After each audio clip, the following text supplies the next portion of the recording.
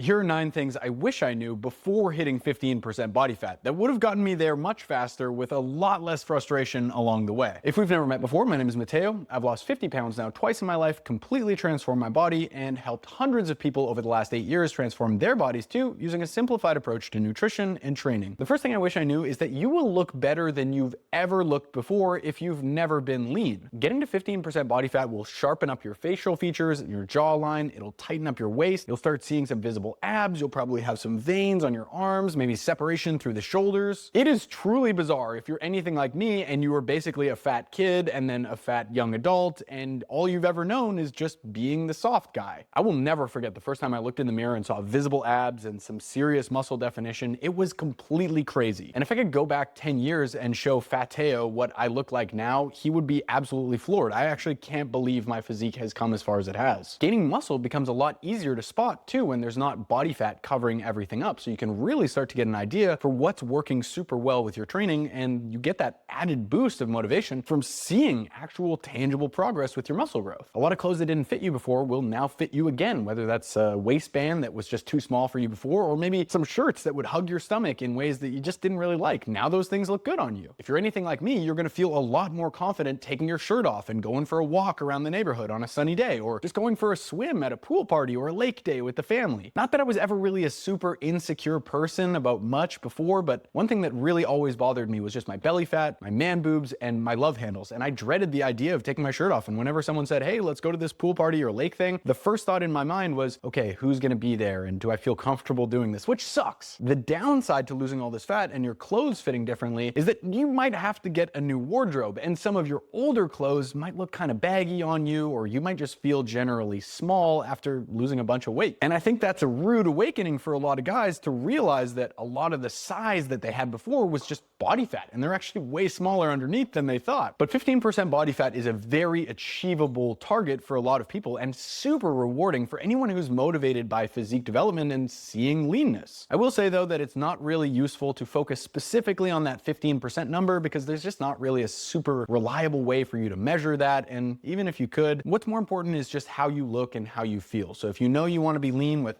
a little semblance of abs and you want to be able to see some V-taper and whatever, just shoot for that instead of focusing exactly on what your scale says, or the DEXA scan even. I like to think of 15% as like beach lean. Second thing I wish I knew. To help you understand, let's do a thought experiment. Would you rather find $50 on the street, or would you rather avoid losing $50 that's in your pocket? I think the pain of losing $50 is much bigger than the excitement of finding $50. I don't know why. I think that's just a human loss aversion. But the same thing is happening with weight loss and fat loss. An ounce of maintenance is worth a pound of losses. And if this is your first time getting decently lean, the risk of you regaining some fat once you get down to there is a lot higher than someone who's done it before. And I will say there's nothing that really teaches you the importance of maintaining your weight once you've lost it quite like gaining weight back, just because it's painful and it's annoying and it sucks to waste that time and regain your weight that you spent so much time and effort losing. And regaining your weight also teaches you a valuable lesson about how not to maintain your weight after you've lost it. So anticipate that you are going to have to continue fighting some kind of a battle once you reach your goal weight. It's not just all bets are off and then you're good to go. You will still feel some hunger even once you get to your goal weight and you bumped your calories up. You still need to keep weighing yourself. You need to keep active. You need to keep tracking your food. You still need to keep making good food choices and not eating a ton of junk food. Of course, you're not going to be in a calorie deficit anymore, so all those things will be a lot easier to pull off, but you can't just throw all the habits that helped you get lean in the first place out the window once you get to your goal weight. Ask me how I know. The third thing I wish I knew is that it's not all about discipline. If you look on any Reddit forum about weight loss, the number one reply you see to people's questions about weight loss is, you just need to be more disciplined. You just need to focus on the plan, be consistent. And I like that, and there's definitely an element of truth to that. Having a high degree of discipline and being able to force yourself to adhere to your program no matter what is definitely valuable. But here's an even more useful way to think about this. If we think about bodybuilders whose sport it is to get lean and hold on to as much muscle as they can, the first time they do a bodybuilding show, they rarely smash it out of the park and get get as lean as they want to be. And that's okay because it's their first showing and there's a lot they had to learn, right? But I bet you anything, a lot of those folks already have the discipline side of things maxed out. So how do they keep getting leaner show after show if they're not getting any more disciplined? The answer is because getting lean is not just about discipline, but it's also about the skills that you have that help you get lean. Things like knowing how to stay on track when you're traveling or you have family meals or restaurant meals, or learning how to squeeze some extra activity into your day so you can keep your calorie burn high, learning how to prepare food that keeps you full and helps you hit your targets, managing stress and emotions so they don't lead you to overeating. As much as I love the whole discipline idea and forcing yourself to do hard things, sometimes it's better for you to just focus on developing those fundamental skills first. Because the person who has lower overall discipline but a very high degree of skill when it comes to losing fat is going to be able to stick with it for a much longer period of time. Instead of the person who drags themselves kicking and screaming through the fat loss process because they're making all sorts of dumb mistakes. But boy, are they ever sticking to their plan. So I want you to remember that you might not hit a home run on your first day at Little League, and that's totally okay. This fat loss push you're about to do might not be the one that gets you